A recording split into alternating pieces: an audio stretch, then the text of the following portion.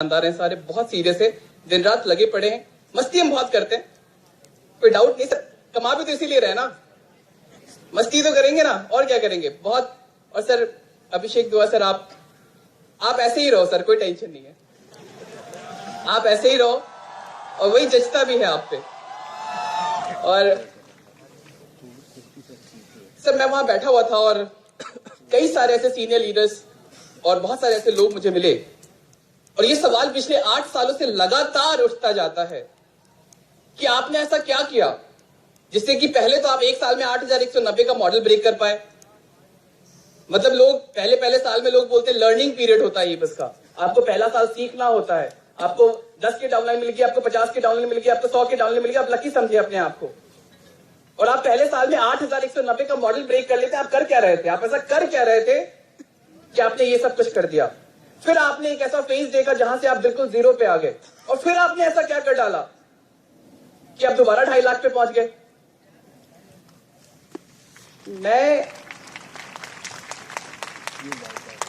मुझसे पूछा गया कि सर आपकी स्ट्रैटेजी क्या होती है काम करने की, what strategies do you make, कि आप ऊपर आते हो, नीचे जाते हो, फिर कोशिश करते हो, फिर आप टिक करते हो, आप करते क्या, आपने ऐसा किया क्या था।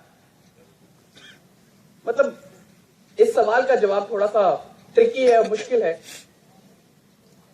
मुझे नहीं लगता कि मेरे पास कोई स्ट्रैटेजीज, आप मेरे सारे डाउनलाइन के साथ बैठ के यहां से आप बात करेंगे, मैंने कभी कोई स्ट्रैटेजी नहीं बनाई काम करने के लिए। क्या मैंने आपको कोई स्ट्रैटेजी बना के दी है कभी, will do like this, will do like that. मैंने कभी कोई स्ट्रैटेजी बना के कभी काम नहीं किया, ना ही मेरे पास कोई ऐसा प्रॉपर शीट होता जिसमें मैं मेंटेन करता हूं कि मैं किस तरीके से काम करना चाहूंगा।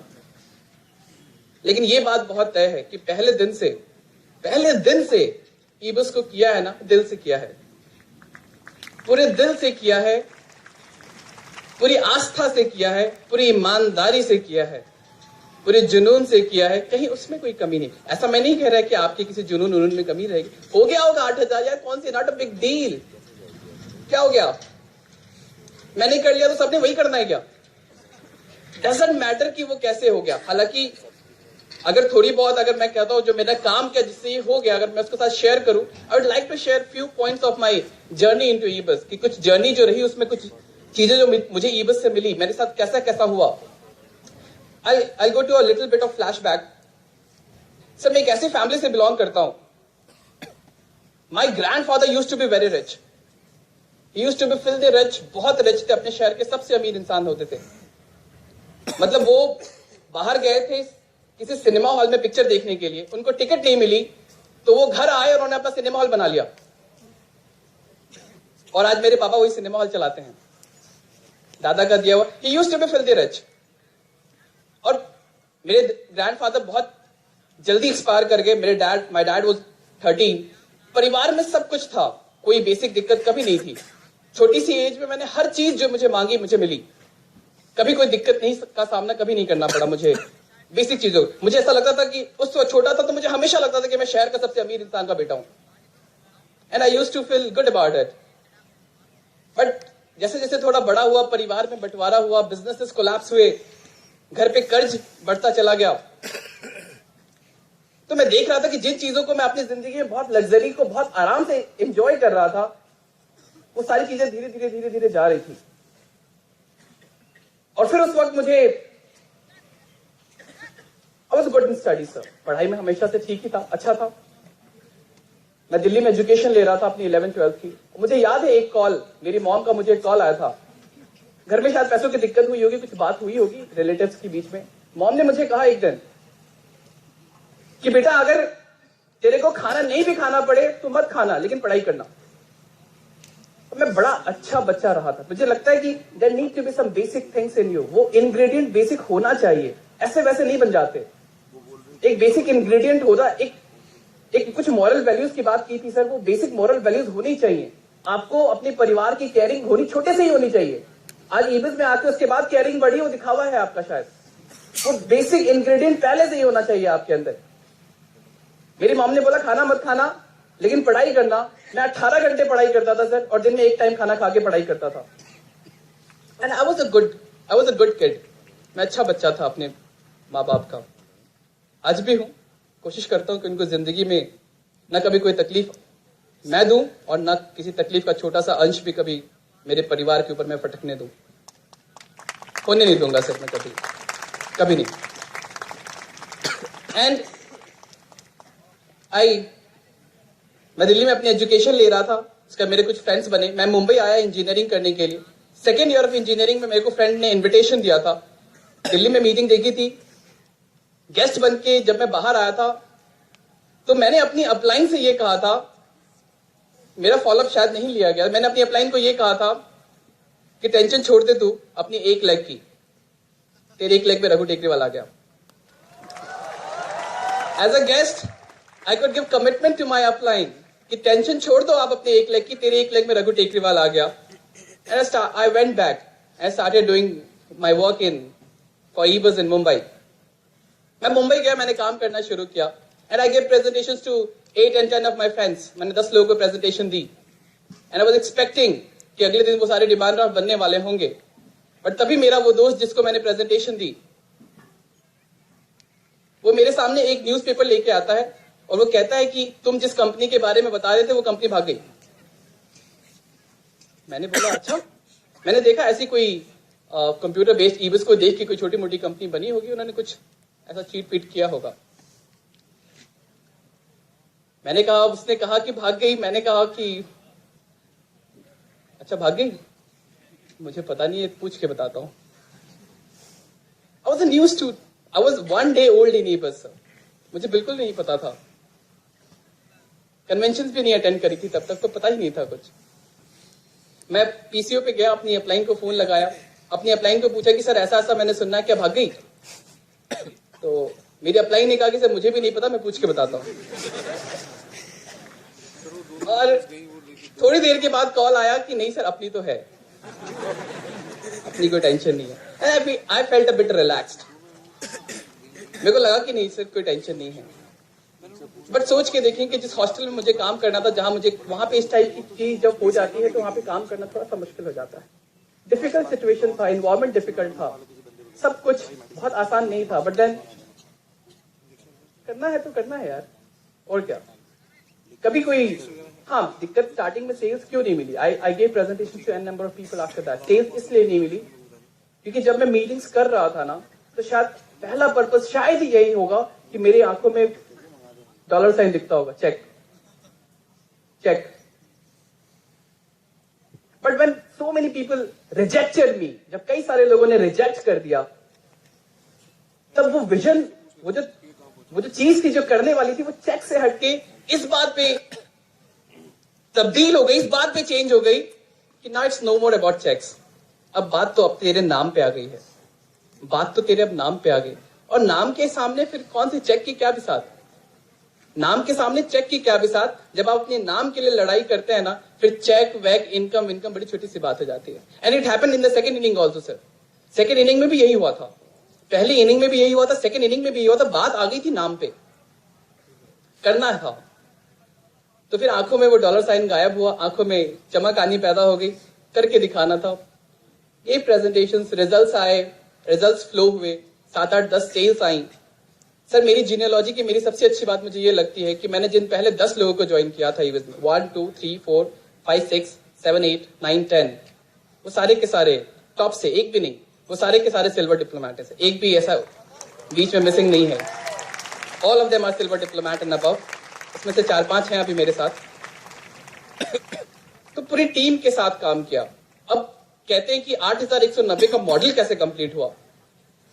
पहले 10 सेल्स में थोड़ी सी दिक्कत आई, लेकिन पहले 10 सेल जब आई ना, तो फिर और सेलिंग के पीछे भागने से पहले मेरी ये कोशिश रही कि सबसे पहले मैं अपने आप को डेवलप करूं। ठीक है, मेरे को सेल्स मिल गए, मुझे और अपने आप को डेवलप करना। मैं एक एग्जांपल बताता हूं। होता क्या है, एक छोटा सा बच्चा होता है, वो एक दुकानदार के पास जाता है और उस दुकानदार को कहता है कि मुझे एक फोन कॉल लगाना है। वो फोन कॉल लगाने के लिए उसके दुकान पे एक फोन पड़ा होता है, उससे फोन कॉल लगाने की रिक्वेस्ट करता है। दुकानदार सोचता है छोटा सा बच्चा है, इसको फोन कॉल लगाने देते, क्या प्रॉब्लम है। वो छोटा सा बच्चा फोन लगाता है किसी औरत को, उस औरत को फोन लगाता है, उस औरत से कहता है कि मैम मैं आपके गार्डन में गार्डनर का काम करना चाहता हूं, मैं माली का काम करना चाहता हूं, आप मुझे नौकरी पे रख लीजिए। वो औरत कहती है कि मेरे पास ऑलरेडी एक माली है, मुझे किसी और माली की जरूरत नहीं है। वो बच्चा फिर से रिक्वेस्ट करता है कि मैं आपके घर में माली का काम करने के लिए तैयार हूं, मैं आधी कीमत पे काम कर लूंगा, आप मुझे माली अपने घर में माली की तरह रख लीजिए।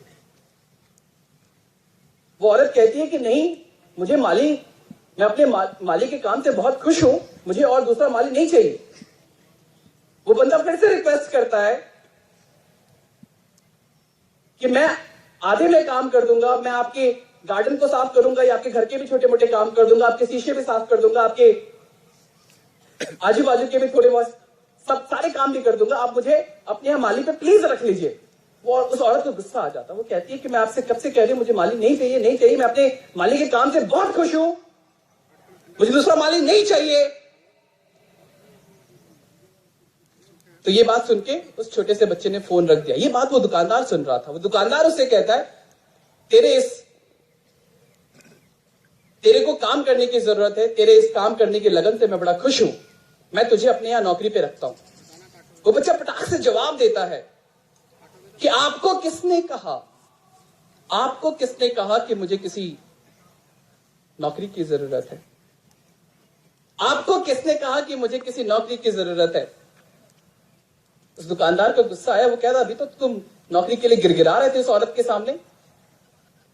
तो बच्चा जवाब देता है कि मैं उससे नौकरी के लिए गिड़गिड़ा नहीं रहा था, मैं तो चेक कर रहा था कि उस औरत को मेरा काम पसंद है या नहीं है। मैं तो वही माली हूं जो उसके यहां काम करता है,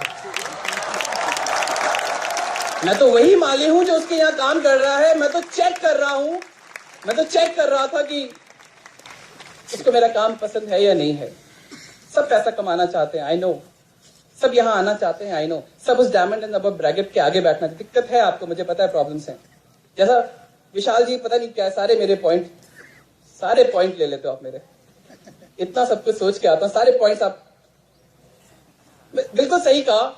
मतलब आई यूज्ड टू थिंक कि सर जब कन्वेंशन आते हैं, इस कन्वेंशन से इतने सारे लीडर्स क्यों मिलते हैं, इस कन्वेंशन से इतने सारे लोग क्यों बनते हैं? उसकी एक वजह है।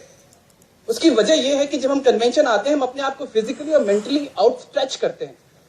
मैं तो चाहता था कि बच्चे आए, उनको दिक्कत हो, मैं चाहता था कि उनको बारिश, मैं तो चाहता था कि बारिश में कन्वेंशन हो, मैं चाहता था, मैंने रिक्वेस्ट भी की थी सुबह की, बोला था, भगवान ने बात नहीं मानी, आजकल थोड़े से नाराज चल रहे हैं।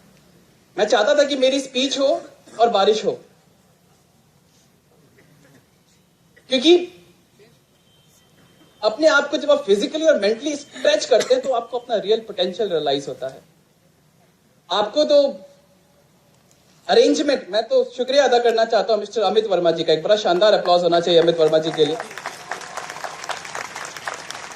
और मुझे अफसोस होता है उन बच्चों के लिए जो इतने कंफर्टेबली रुके, क्योंकि आपने इतना शानदार अरेंजमेंट करा दिया वहां पे कि वो पिकनिक ही थी, वो तो क्या कन्वेंशन थोड़ी थी।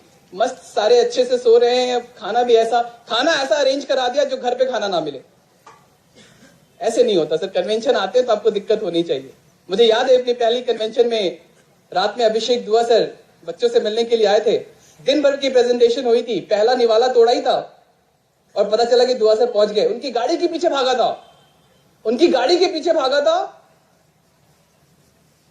वो खाना वहीं रह गया था, खाना भी नहीं हो पाया था रात का, लेकिन मजा बड़ा आया था, बहुत मजा आया। दुआ सर उतरे, नाइट सूट में आए थे, कैजुअली नाइट सूट में आए उनकी, और एक अपलाइन के साथ में बोलते हैं, you look smarter than me. मैं उधर ही चौड़ा हो गया था थोड़ा सा। सो इन एक्सपीरियंसेस को, आज 2.5 लाख पे मुझे क्या क्या एक्सपीरियंसेस मिलते हैं, शायद मैं इनको ज्यादा याद नहीं रख पाता, लेकिन वो पहला चेक आपको जरूर याद होगा जब आपके घर आया होगा, वो पहली सेल आपको जरूर याद होगी जो आपके साथ होगी, वो स्ट्रगल का फेज आपको जरूर याद होगा, वो कहानी आपको जरूर याद होगी। मैं अपनी कहानी बहुत डिटेल में बता सकता हूँ, बट शॉर्ट में आपको बताना चाहता हूँ।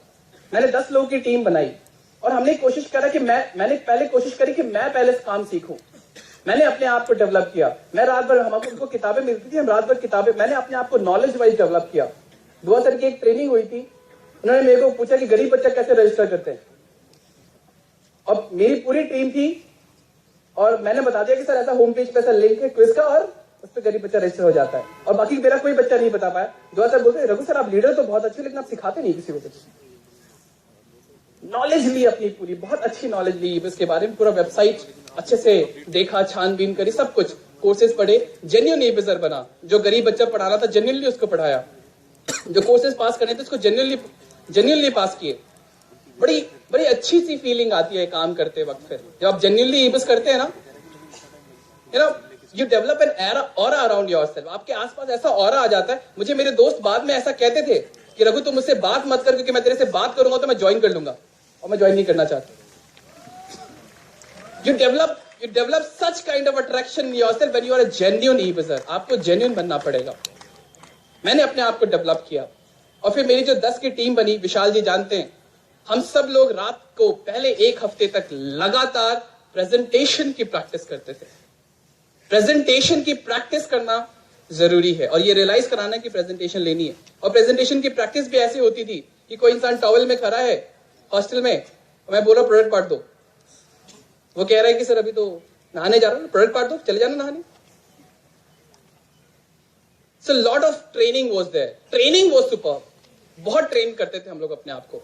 इन 10 लोगों के साथ मैंने बहुत जबरदस्त ट्रेनिंग करी, खुद को ट्रेन किया, इनको ट्रेन किया, इनके साथ लगातार बैठे, और महाराष्ट्र के अलग अलग इलाकों में हमने अपने बिजनेस को स्प्रेड किया। छोटी छोटी वेन्यूज क्रिएट की हर छोटे से एरिया में।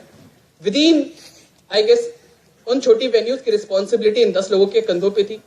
चाहे वो औरंगाबाद रहा हो, चाहे वो अमरावती रहा हो, चाहे वो नागपुर रहा हो, चाहे वो मुंबई रहा हो, चाहे वो थाने रहा हो। पहला 1 साल मुझे बताया कि छोटी छोटी वेन्यूज हर डिस्टेंस पे थी, हर सेंटर पे थी। और with in 9 to 10 months of my working in e-bus, मैं 10 महीने के अंदर एक ऑडिटोरियम, हम 10-11 महीने के अंदर एक ऑडिटोरियम, भाईदास ऑडिटोरियम कर रहे थे 1200 की कैपेसिटी का। सेंट एंड्रूज ऑडिटोरियम कर रहे थे मुंबई में, जिसकी कैपेसिटी अप्रोक्सीमेटली 850 की है। एक ऑडिटोरियम कालिदास ऑडिटोरियम कर रहे थे थाने में, जिसकी कैपेसिटी लगभग 1100-1200 की है। एक ऑडिटोरियम में औरंगाबाद में कर रहा था, जिसकी कैपेसिटी लगभग 800-900 की है। एक ऑडिटोरियम हम नागपुर में कर रहे थे, जिसकी कैपेसिटी, नागपुर में पहली वेन्यू हुई थी अभिषेक दुआ जी की, और उसमें इतने लोग आ गए थे कि दरवाजा सब तोड़ दिया था लोगों ने। और वो हमारे फिर बाद में हमने रेगुलर वेन्यू, वहां पे 1000 की मीटिंग होती थी। फिर कहीं कोल्हापुर में मीटिंग होती थी 400-500 की, मैं मीटिंग्स कंसिडर ही नहीं करता। And with in 1 year of working, मुझे सिर्फ 11 महीने हुए थे, मैं ई-बस के अंदर लगभग 950 डिमांड ड्राफ्ट एक हफ्ते के भेज रहा था। 950 demand draft in just 1 year of working. This was just because I had a team of committed leader and had 2 feet in myself। बहुत कमिटेड लीडर थे, जिनको काम आता था। इनके पास अलग अलग सेंटर्स थे, और ये अपने अपने अलग अलग सेंटर्स की जिम्मेदारी बहुत इंडिपेंडेंटली निभाते थे। ये मेरे साथ हुआ। और 8190 की मॉडल की बात है, मैंने कोई ऐसा टारगेट नहीं लिया था कि मुझे 8190 का मॉडल कंप्लीट करना है। 1 साल हुआ था, और दिल्ली में एक डायमंड्स एंड अबव की मीटिंग हुई थी। उस मीटिंग में जब मैं आया तो मुझे स्टेज पे आने का मौका मिला, और मुझसे पूछा गया कि आपको ई-बस में कितना वक्त हुआ है। मैंने कहा 1 साल। मुझसे पूछा गया कि आपकी डाउनलाइन कितनी है, मैंने कहा 8500।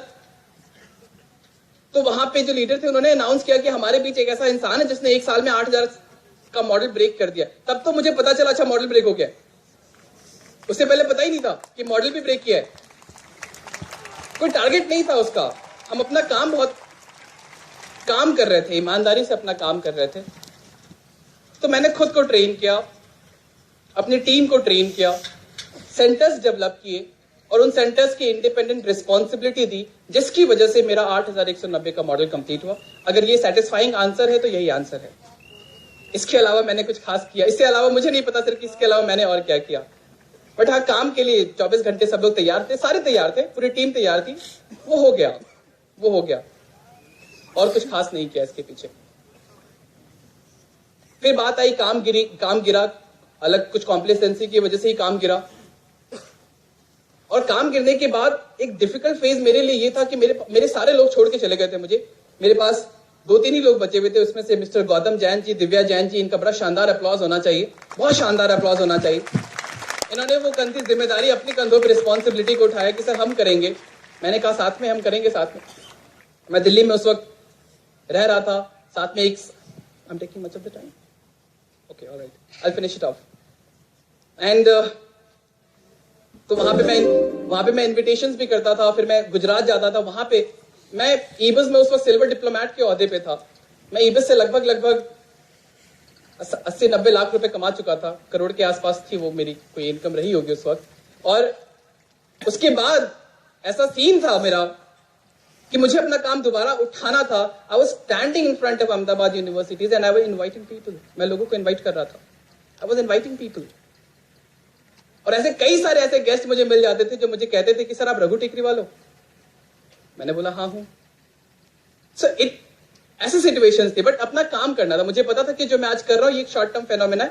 आई get back to where I belong. मैं वहां पहुंच जाऊंगा जहां से मैं आया हूं, जहां मेरी जगह है। मैं अपना काम कर लूंगा, वो मिल जाएगा मुझे। गौतम जी मिले, अमित वर्मा जी रास्ते में मिले, जर्नी चलती गई। हमने अपना काम फिर बहुत अच्छी। Sir I am blessed. कहते हैं जब आप यहां पहुंचते हैं और आपको पता नहीं चलता कि आप क्यों यहां पहुंचे हैं, तो फिर आपके पास एक ही ऑप्शन रह जाता है बोलने के लिए कि आप ब्लेस्ड हैं। I am blessed. I am blessed that I have got such beautiful and ट्रेमेंडस downline. बहुत सुंदर डाउनलाइन है, बहुत अच्छी है सर। इसलिए नहीं कह रहा कि मेरी डाउनलाइन है इसलिए मैं प्यार करता हूं। अच्छी है तो है, अच्छी है, बहुत अच्छी है डाउनलाइन। पिछले कुछ वक्त में हमने बहुत अच्छा परफॉर्म किया है, बट पिछले 2-3 महीनों में हमारे अंदर कुछ गिरावट आई है सर। मैं इसको एक्सेप्ट करता हूं, हमारे काम के अंदर थोड़ी गिरावट आई है। कुछ इनोवेटिव चीजें भी, अच्छी चीजें भी हुई हैं, कुछ बुरी चीजें। अच्छी चीजों के बारे में बता रहा हूं मैं। एक इंसिडेंट हुआ ऐसा कि काम में पेरेंट्स बड़े इंटरफेयर कर रहे थे। शायद ईबीएस में पहली बार ही हुआ होगा सर, पहली बार हुआ होगा ऐसा ईबीएस के अंदर कि आप गेस्ट मीटिंग करते हैं, आप ट्रेनिंग मीटिंग करते हैं। कभी स्कूल्स में आपने देखा होगा पेरेंट्स की मीटिंग होती है। ईबीएस में पहली बार सूरत के अंदर हुआ है ऐसा, जहां पे लगभग 300 पेरेंट्स को हमने बुलाया था। हमने उनको पेरेंट्स की मीटिंग करी थी, पेरेंट्स को सिखाया था कि, और मीटिंग की शुरुआत कुछ ऐसे हुई। 300 पेरेंट्स बैठे हुए उस हॉल के अंदर। मेरे पास फोटोग्राफ्स आई थी और उस मीटिंग को लेने वाली कोई और नहीं, वैशाली धनानी जी। एक बड़ा शानदार अप्लॉज होना चाहिए। बहुत ही जबरदस्त लीडर हैं गुजरात की, सूरत से बिलोंग करती हैं, बहुत एग्रेसिव हैं। जब इन्होंने मीटिंग शुरू करी उस पेरेंट्स मीटिंग की, तो उन्होंने पूछा है सवाल पेरेंट्स से कि ऐसे कितने लोग हैं जिनको अपने बच्चों से प्रॉब्लम है जो ईबीएस करते। सबने हाथ खड़ा कर दिया और सबने धीरे धीरे प्रॉब्लम बोलनी शुरू करी। तो इन्होंने कहा कि थोड़ा सा रुक जाए, पहले मुझे अपना पार्ट कंप्लीट करने दें, फिर आप अपनी प्रॉब्लम बताना। 2-3 घंटे बता दिया कि हम क्या करते हैं, और एंड में इन्होंने बोला कि हम जो करते हैं हम बहुत अच्छा करते हैं, बस हमें आपका आशीर्वाद चाहिए। क्या आपका आशीर्वाद मिलेगा? वो 300 के 300 पेरेंट्स के दोनों हाथ आशीर्वाद के लिए ऊपर खड़े थे कि हमारा पूरा आशीर्वाद आपके साथ है, हमारा पूरा आशीर्वाद आपके साथ है। आप मेरे बच्चे को ईबीएस के लिए ले जाइए, आपको जो करना है उसके साथ करिए, मेरा बच्चा आपके लिए सरेंडर है। समझाने का तरीका होना चाहिए। पहली बार शायद ईबीएस में ऐसा कोई मीटिंग, शायद मेरे नॉलेज में तो शायद सर ये पहली बार ही है।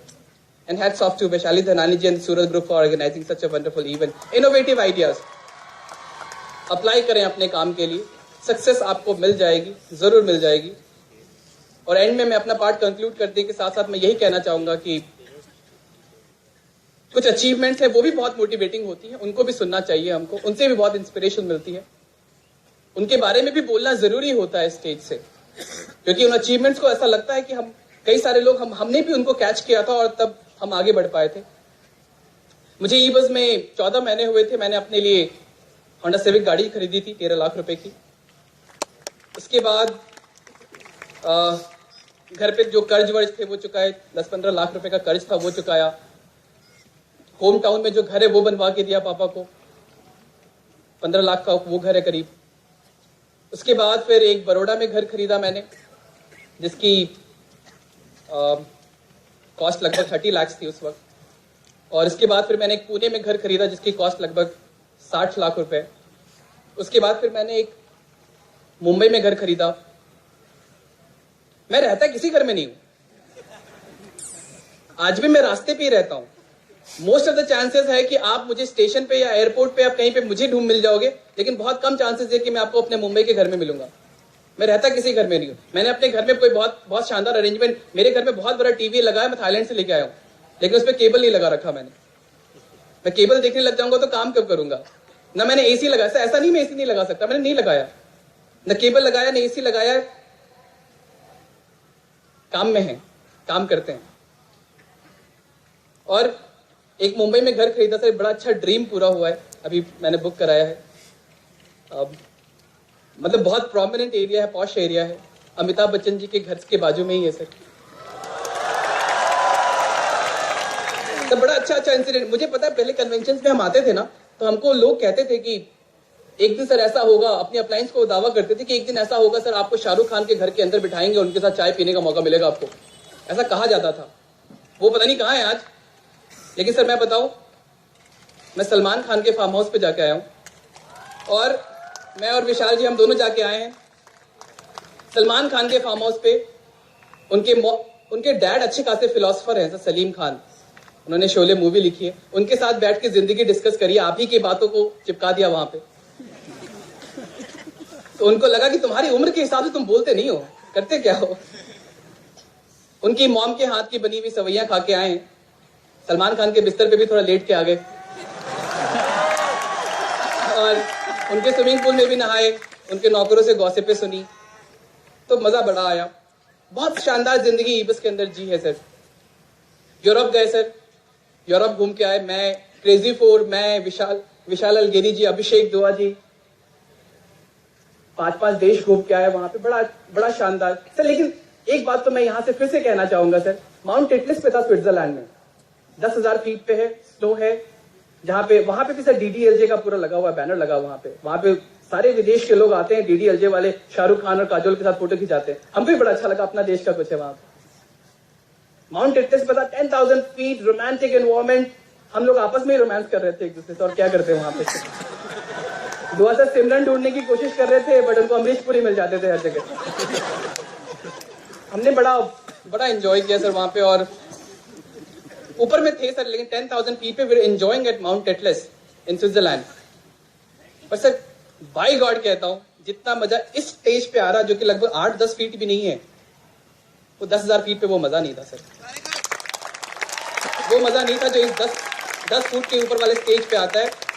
वहां पे 2 घंटे रहे, इसके बाद मन किया कि जाके होटल में सो। दुआ सर का सर पता नहीं क्या होता है, वो पेरिस गए, उनको बाहर नहीं जाना था, पेरिस आ गए, अब सो जाते हैं होटल में। अच्छा, पेरिस के होटल में सोए, हो गया मेरा Paris. He doesn't want to go out। फिर ब्रसेल्स गए, ब्रसेल्स में, अच्छा ये ब्रसेल्स है, ड्राइवर को ऐसा मुझे क्यों लग रहा है कि मैं ब्रसेल्स आ गया। So ब्रसेल्स गए, then we went to Germany, then we went to, और कहाँ गए थे सर? एम्स्टरडैम गए थे सर, और फिर स्विट्जरलैंड। So मैं सोचता हूँ कि सर एक सवाल कभी किसी लीडर ने पूछा था, मैं ऐसे हमसे पूछा था कि अगर आपकी जिंदगी में ईबस नहीं होता तो आप क्या करते? Unimaginable sir. Cannot imagine life without e-bus.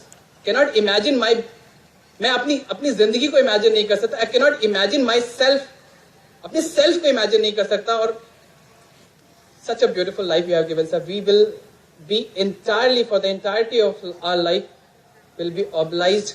आप ऐसे ही आशीर्वाद, you are the guiding light, sir, in our life। भगवान आपको बहुत बड़ी जिंदगी दे सर। मैं 70 साल का हो जाऊं, आप तब भी गाइडिंग लाइट मुझे देते रहें।